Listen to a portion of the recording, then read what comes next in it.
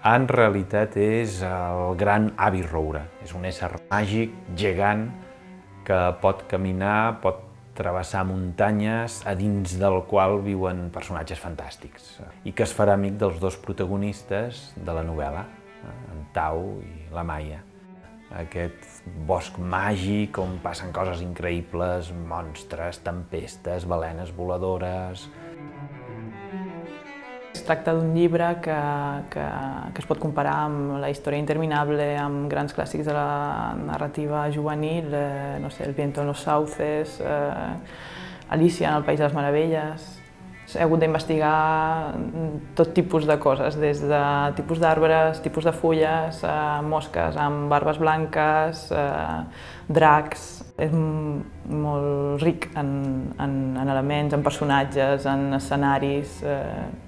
He tingut ganes de fer un viatge en el temps i poder parlar amb Emily Dickinson, inclús. Crec que A és un món màgic i a més és el gran món on tothom hi és benvingut. És un món que a vegades perdem quan creixem i que ens passem mitja vida enyorant. Perquè és una casa on tots voldríem estar-hi, crec jo. Jo mateix, tot i que l'he escrit, m'agradaria molt poder entrar en una d'aquelles pàgines.